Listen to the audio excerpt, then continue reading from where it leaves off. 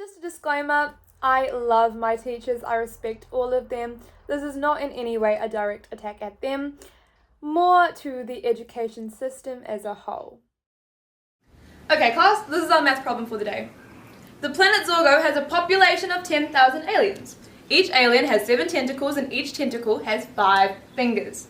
If each finger has 3 knuckles and each knuckle has 2 hairs, then calculate the diameter of a slab of cheese. Have you ever found yourself struggling to stay awake in a classroom while having a teacher read to you a presentation you could have easily read yourself and wondered why you bothered to show up in the first place?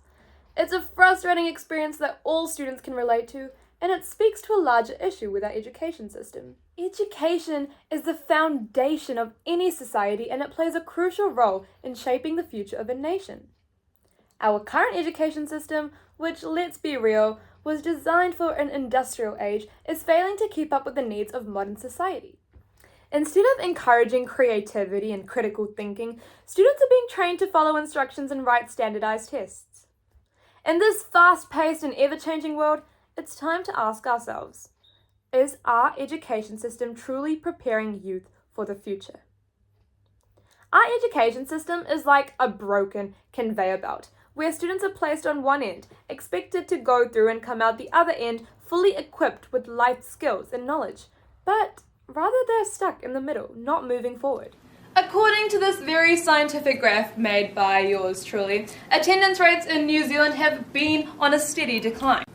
Join me as I delve into the flaws of our current system and explore why it's time for our education system to undergo a significant transformation. Picture a diverse classroom with students of all shapes and sizes. Now the teacher has a stack of identical t-shirts and tells the students to pick one that fits them. The only problem is, they're all the same size. So the taller students have to scrunch up their sleeves and the shorter students are drowning in fabric, and some students are uncomfortable and can't concentrate because the shirt is too tight, while others are fidgeting because the shirt is too loose. And this is exactly what our education system is like, trying to fit all students into the same mold. It's an ineffective one-size-fits-all system that is not doing students justice. Not only is this unfair to the students, but it also adds an extra burden to the teachers who are forced to manage a classroom of diverse learners with different needs.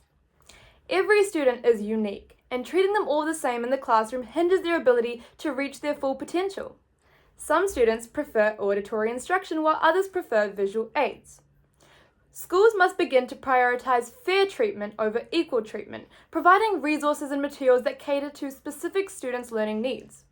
It's time for a shift in the education system, one that understands the importance of individualized learning and empowers students to succeed in their own way. While schools are busy teaching the Pythagorean theorem and quadratic formulas, TikTok has become the true educator of the masses. Where else can you learn the latest dance moves, how to cook a gourmet meal in under 60 seconds, and even how to fake being productive during online classes?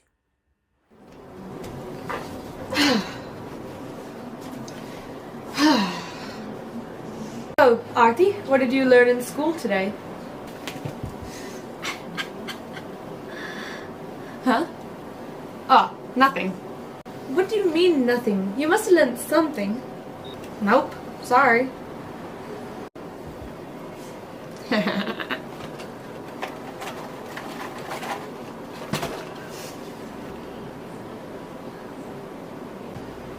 Why do I work so hard to pay for your education? I don't know. Back in my day. Oh, but look at this cute sloth. Did you know that sometimes sloths mistake their own arms for branches and fall to their death? Honestly, who needs algebra when you can learn all the secrets of the universe from a random TikTok influencer? And let's forget about Shakespeare, because TikTok has all the life advice you need, from relationship tips to the best way of dealing with a hangover. So why do we even bother going to school when TikTok is teaching us everything we need to know in the real world? The emphasis on schools is too much on bombarding us with information that will not help us in the long run. While knowing all 118 elements of the periodic table may come in handy on a game show like The Chase, it does little to prepare students for the challenges of the real world, life beyond the classroom. Instead of focusing solely on academic knowledge, schools should be teaching students useful things that they will use in their lives. how to buy a house, how to manage their personal finances, and navigate the complexities of the real world. Students need to be exposed to a wide range of subjects and experiences through hands-on learning, providing them with the opportunity to meet successful people and gain insights in life lessons. Why should students be forced to listen to the words of a business teacher who has never experienced the trials and tribulations of running a successful business? Because the truth is, we'll only ever learn how to do it wrong. By learning from professionals who are thriving in their respective fields, students can be inspired and encouraged to think more creatively, ultimately becoming well-rounded citizens and not just machines that can produce essays on demand.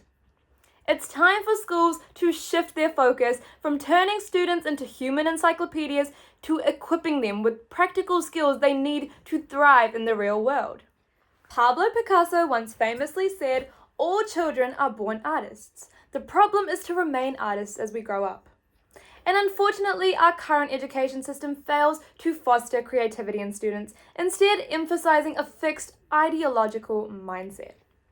Subjects such as math and science are prioritized, while the arts and music are often deemed as less important. Students are expected to conform to a rigid curriculum with little room for outside-of-the-box thinking. And let's not forget about grades. Grades are given based on a student's ability to perform well on a test. And when students put in all their effort and dedication into a test and still come out receiving a bad grade, it can make them feel inferior and inadequate. This not only drives them to compare themselves to their peers, but also fosters an unhealthy sense of competition. In a learning environment that should be positive and supportive, it's concerning that we're promoting the idea of competing against one another. Speaking from experience, far too often students are forced to memorize information just to pass an exam, with little emphasis placed on whether or not they actually understand the content. And let's face it, after 2 hours, they've forgotten everything they've learned. This creates unnecessary stress and anxiety and can have a negative impact on their mental health. Instead, let's value students as unique individuals with their own skill sets and abilities. Mistakes should be celebrated as opportunities for growth and innovation. Our current focus on academic intelligence neglects the diversity of intelligence, such as linguistic, melodic, logical, spatial, and interpersonal. Creativity is a vital component of learning and should be encouraged in all students. It's time for our educational system to embrace children for who they are and promote a positive and supportive environment for all learners. The definition of insanity is doing the same thing over and over again and expecting different results.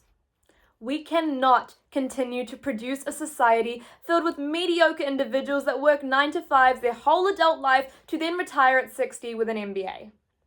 Our world craves innovation, creativity, and ambitious individuals who reach for the stars. It's a common misconception that students that get high grades in high school are the ones that go on to lead successful and fulfilling lives, because that's not always the case.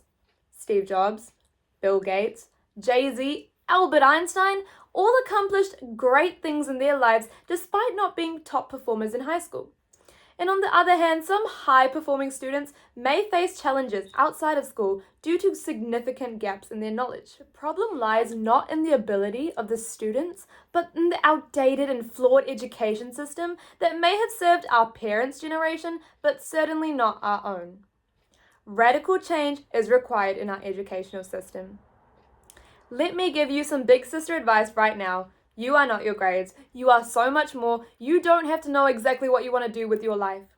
Enjoy your teenage years to the fullest. Success is different for everyone, and the definition of success must be left up to you.